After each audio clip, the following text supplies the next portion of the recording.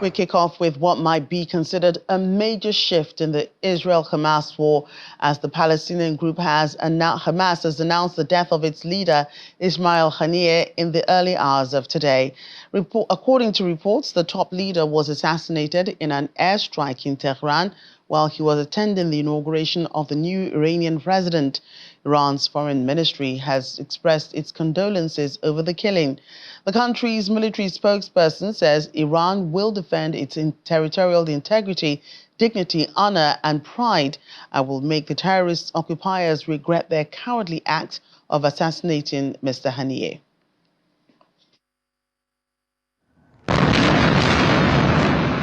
Palestinian military group Hamas says its political leader Ismail Haniyeh has been killed in Iran's capital, Tehran. Assassinated in the early hours of Wednesday, reports say the top leader was killed in an airstrike. Hamas was quick to blame the assassination on Israel. The 62-year-old is the most senior Hamas leader to be killed since the October 7th attacks. He was last seen attending the new Iranian president's inauguration ceremony in Tehran. Iran's Revolutionary Guard confirmed the death of Haniyeh hours after the swearing-in ceremony and said it was investigating it. The country also vows revenge. Meanwhile, Palestinians in the Israeli-occupied West Bank share their shock and dismay. The Israeli crime of assassinating Ismail Haniyeh, the leader of Hamas, will not break the Palestinian resistance or the Palestinian people's determination to achieve our freedom. But fascists are now dominating the Israeli government, and they are trying to drag the whole region into a total explosion.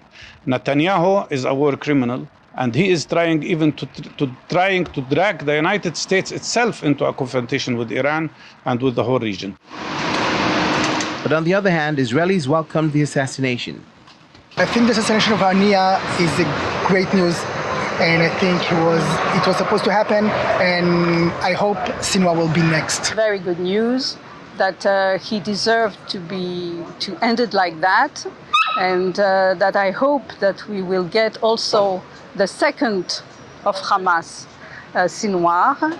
I don't think it will impact on the deal. I think that it will weaken the Hamas, and that it's time for them to understand that Israel is the strongest. I think it's good news, both the assassination of Haniyeh and the assassination of the number 2 of Hezbollah yesterday. This is good news for Israel, for the world.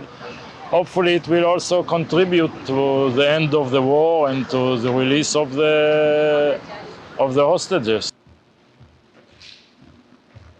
In the meantime, China, Jordan, and Lebanon say they are deeply concerned about the assassination as they firmly oppose the incident. Reactions have also been trailing on social media as family members, Palestinian activists, and public figures express their anger to the killing of Ismail Haniyeh. Qatar also strongly condemns the killing.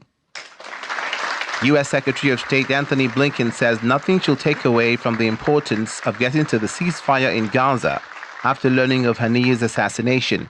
Well, of course, I've seen the reports, and all I can tell you right now is I think nothing takes away from the importance of, as I said a moment ago, getting to the ceasefire, which is manifestly in the interests of the hostages and bringing them home. It's manifestly in the interests of Palestinians who are suffering terribly every single day, children, women, men in Gaza who've been caught in this crossfire of Hamas's making.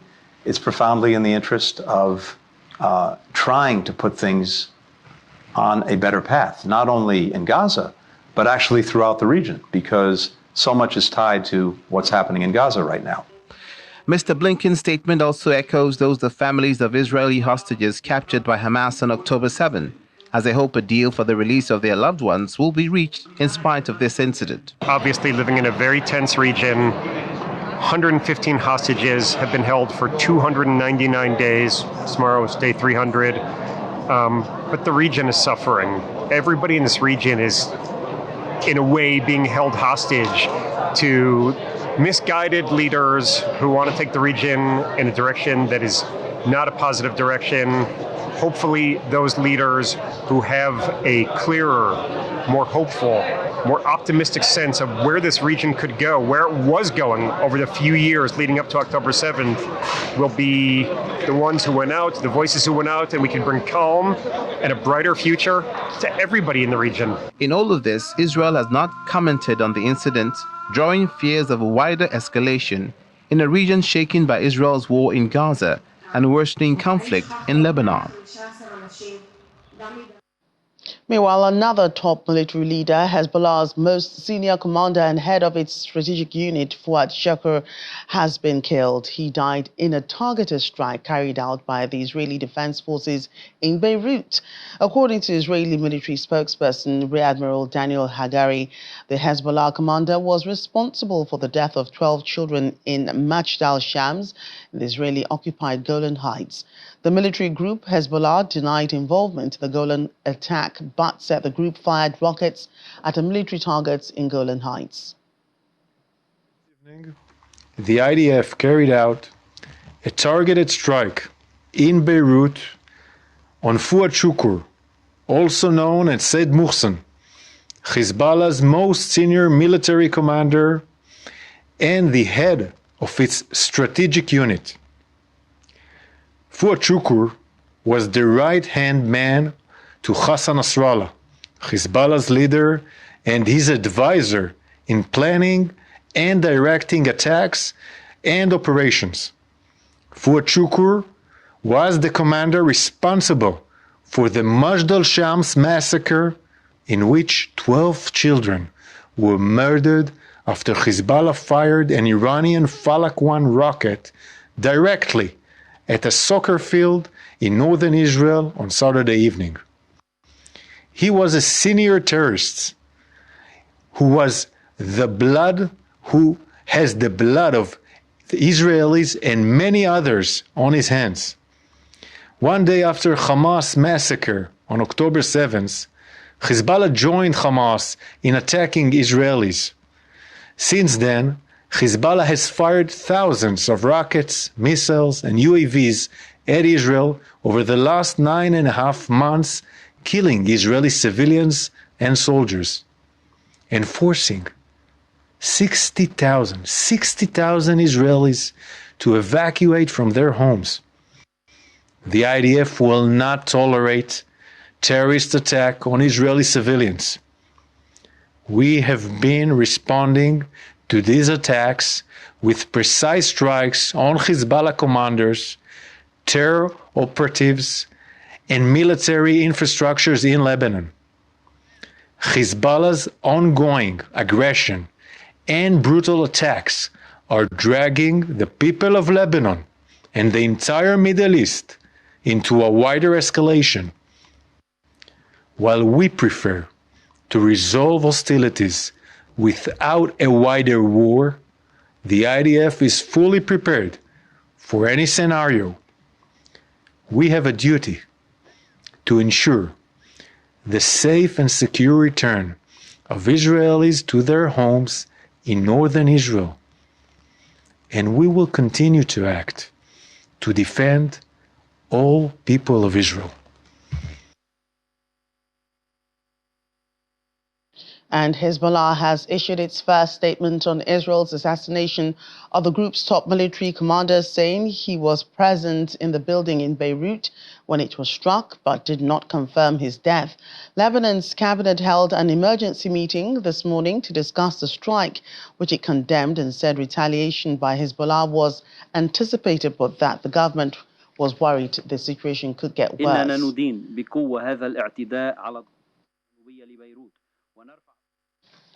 In the meantime, the United States says it has no immediate comment on the Israeli strike that killed the Hezbollah senior commander. Speaking during a media briefing on Tuesday, White House spokesperson Karine Jean-Pierre said although Washington is aware of the incident, Israel is the best party to comment on the Lebanon attack. We do not believe that an all-out war is inevitable. That is not something that we believe, and we believe that it can still be avoided. This is a president, as you've watched him the last 3.5 years, he believes in diplomacy, diplomatic solutions, especially as we're talking in this moment along the blue line. That is true as well. And so, and that will end these attacks if we have some diplomatic kind of solution from Hezbollah once and for all, and allow Israel and Lebanese citizens on both sides of the border to return to their homes and live in safety. And more reactions from the United States. Its Defense Secretary Lloyd Austin says he does not think a wider war in the Middle East is inevitable. Mr. Austin also said that he had no additional information to provide after being asked about the strike that killed Hamas leader Ismail Haniyeh. However, he says Washington will continue to help defend Israel if it was attacked, but that the priority now is to de-escalate tensions. I don't think war is inevitable. I maintain that. I think there's always room and opportunities for diplomacy, and I'd like to see parties pursue those opportunities. And certainly what we've seen along the border, the northern border with Israel, over time, that's been a concern of ours.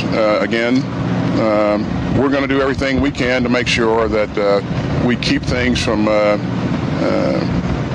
turning into a broader conflict throughout the region. We remain concerned about any advance on the part of Russia, but I applaud what the Ukrainians continue to do to make sure that they can hold their own. I think you'll continue to see some give and take back and forth between the Russians and the Ukrainians. It's been that way from the very beginning. But the Ukrainians are very determined people. They've demonstrated that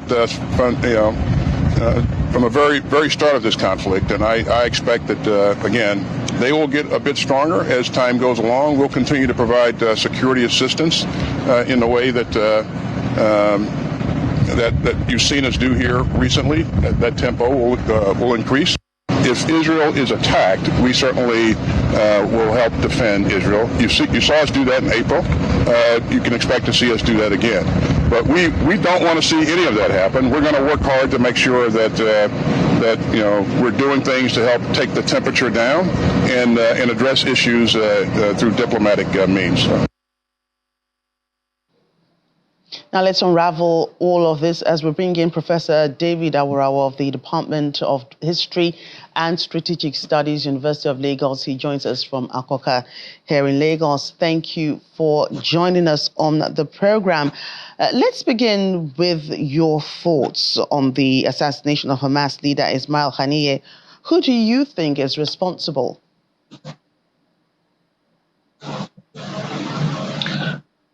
Thank you so very much for having me. It is most certainly Israel. Assassination was carried out outside, Iran. It was very precise, and it was professionally carried out. So even though Israel hasn't, spoken about it publicly, it is almost certainly Israel that carried out the attack, and there is rejoicing in Israel as expected, because, of course, of the conflict between Israel and Hamas, of which Haniyeh is the political leader. And many would naturally consider this a full-scale Israeli retaliation, as Prime Minister Benjamin Netanyahu has repeatedly vowed to wipe out Hamas. Looking at the timing of this assassination, could this further destabilize the regional situation in the Middle East? Certainly, it will, lead to further escalation. Iran, the assassination took place in Iran, and Iran has always supported both Hezbollah and Hamas. So in the aftermath of the assassination of Haniyeh, Iran would like to do a couple of things to show that Hamas is something. Whatever Iran does will translate to further escalation of the region, which is why there is this concern that the assassination will lead to, not just between Israel and Iran, but a broader conflict, because Lebanon too is, is not directly involved, but elements within Lebanon are also attacking Israel, as we also saw that a very senior member of Hezbollah was killed just a couple of hours ago as well, just hours between the killing of Haniyeh and the killing of Hezbollah leader. And so the consequence will be a wider conflict in the region, which is why for a long time we have called for a de-escalation to, a more pacific interaction among the elements in the Middle East. But this hasn't happened yet. But in the short run, there will be an escalation of the conflict in that region. And, one of the sticking points here is the hostage situation. Do you think the Hamas leader's death will change the fate of the hostage deal in any way? We know Qatar, which has been brokering ceasefire talks between Hamas and Israel, has suggested his killing could jeopardize, these talks. Certainly. The peace talks will be negatively affected, and things will be delayed, if not entirely, cancelled, at least for now. Progress was being made towards the release of the hostages, and don't also forget that Haniyeh had lived in Qatar for a long time. He shuttled between Qatar and Iran, and he was present for the inauguration of the Iranian president. So Qatar is aware of the negative impact this will have on the negotiations for the release of the hostages. And so Qatar's statement is correct that the assassination of Haniyeh will negatively affect negotiations leading to the release of the hostages, which is why some are concerned. Some have asked whether Israel is genuinely concerned and interested in the release of his hostages. But of course, the leadership in Israel had to whether it wants to focus on hostages or seize the opportunity to take out Haniyeh, because Haniyeh was in Iran and they thought they could easily take him out, and they did. Certainly, the negotiations leading to the release of the hostages will be negatively impacted by this assassination. Yeah, and a lot of, wounding is taking place. Let's talk about the killing of the Hezbollah commander, Fuad Shukr. Israel claimed responsibility for this attack in Beirut, saying it was a targeted attack in response to the Golan Heights attack that killed 12 children. What do you make of that situation? Almost the same impact. The manner in which Shukr was killed is similar to the manner in which Haniyeh was killed. And the impact is likely to be the same, that there will be further escalation of tension. Hezbollah will step up its attacks on Israel, just as Hamas will also try to do so. And the support of Iran will be also further extended to both organizations. But of course, Israel is happy that key figures in the attack on Israel have been taken out, and that will likely, reduce the capacity of these organizations to successfully carry out attacks on Israel. But the consequences will be the same, that there will be further escalation and expansion of the conflict in the Middle East, which is why constructive engagement and purposeful diplomatic intervention is what is required. I like the way the American officials have spoken, Blinken and Austin.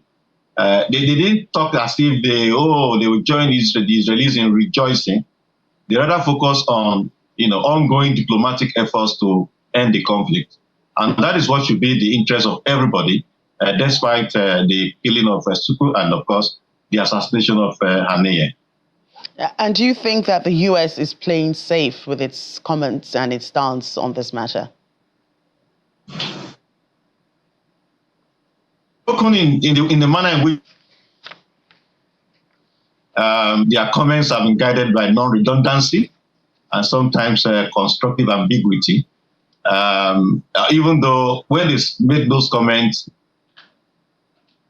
that they are conflict, they add immediately that their support for Israel is unflinching. That if anybody wants to attack Israel or attack Israel, they would give unflinching support to Israel. So they have spoken the way you expect diplomats to speak.